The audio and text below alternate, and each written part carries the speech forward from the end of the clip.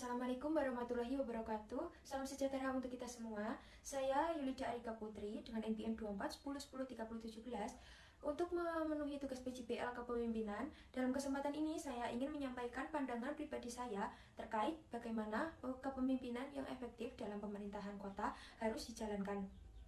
Perspektif ini saya bangun berdasarkan pengalaman, pengamatan, dan wawancara dengan narasumber Bapak Kevin Mahesa, anggota DPRD Kota Magelang, Komisi B. Kesimpulan dari materi penelitian, dalam tugas ini kami mewawancarai Bapak Kevin Mahesa, anggota DPRD Kota Magelang, untuk memahami lebih dalam tentang praktik kepemimpinan di tingkat legislatif daerah. Dari hasil wawancara dan analisis kami menyimpulkan bahwa pemimpin yang efektif di masa depan kini harus menguasai beberapa gaya kepemimpinan utama. Yang pertama ada transformasional, yaitu untuk menginspirasi dan membawa perubahan khususnya melalui pemanfaatan teknologi dan juga inovasi.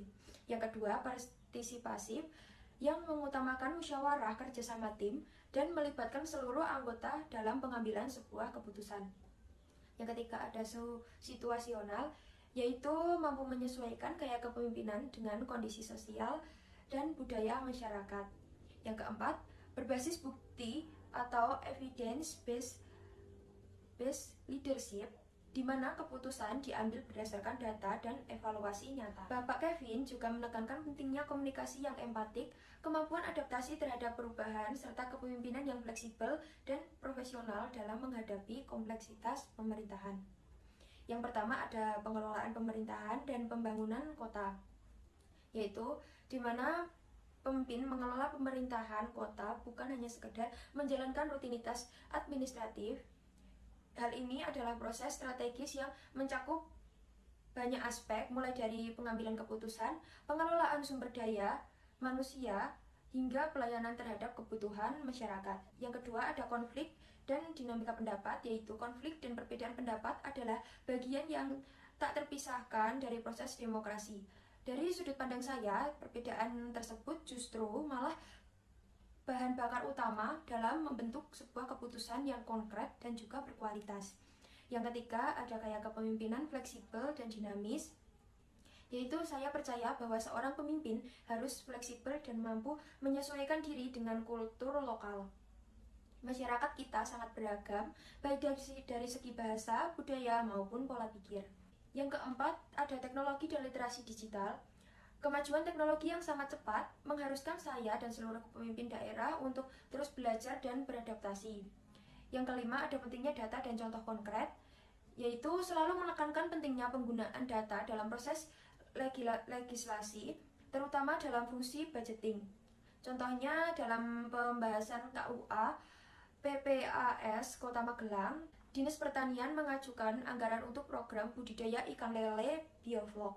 Kami tidak langsung menyetujui begitu saja, tapi terlebih dahulu menarik data dari tahun sebelumnya.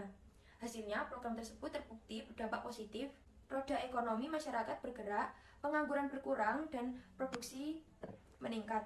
Dari situ kami anggarkan kembali dengan parameter yang lebih presisi. Yang keenam ada adaptasi dan fleksibilitas pemimpin. Pemimpin hari ini tidak hanya dituntut cerdas, tetapi juga adaptif. Perubahan regulasi, kondisi ekonomi, hingga dinamika sosial, semuanya berjalan sangat cepat. Maka dari itu, fleksibilitas adalah kunci. Dalam konteks pelayanan publik, kita tidak bisa menggunakan pendekatan yang kaku. Kita harus membaca kebutuhan masyarakat dan juga meresponnya secara real time. Yang ketujuh, ada visi saat menjadi pemimpin yang eksklusif, yaitu jika saya dipercaya untuk memimpin secara eksklusif, langkah pertama saya adalah memperkuat sistem pemerintahan berbasis data dan juga kolaborasi. Saya akan membangun sistem yang transparan, mendorong partisipasi masyarakat dalam proses perencanaan, serta meningkatkan kualitas pelayanan publik dengan memanfaatkan teknologi. Saya ingin setiap rupiah anggaran yang dibelanjakan benar-benar menyentuh kebutuhan masyarakat dan menghasilkan perubahan yang nyata.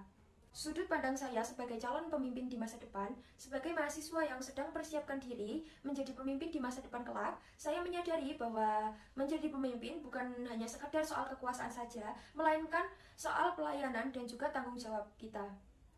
Jika saya menjadi seorang pemimpin di masa depan kelak, saya ingin menjadi pribadi yang Pertama, yaitu terbuka terhadap ide dan kritik, karena saya percaya bahwa kebijakan yang baik lahir dari dialog dan kolaborasi. Yang kedua, adaptif terhadap perubahan, terutama teknologi dan sosial budaya. Yang ketiga, berpikiran jangka panjang, tapi tetap cepat tanggap terhadap suatu perubahan.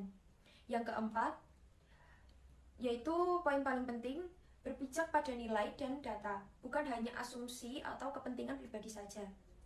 Saya percaya bahwa pemimpin sejati adalah mereka yang mampu tumbuh bersama masyarakat dan menjadikan suara rakyat sebagai kompas arah kebijakan. Sebagai penutupnya, semoga refleksi saya ini bisa menjadi kontribusi kecil dalam menciptakan pemimpin masa depan yang berkualitas, inspiratif, dan siap menghadapi tantangan zaman. Terima kasih telah menyimak. Salam kepemimpinan. Sekian dari saya akhiri. Wassalamualaikum warahmatullahi wabarakatuh.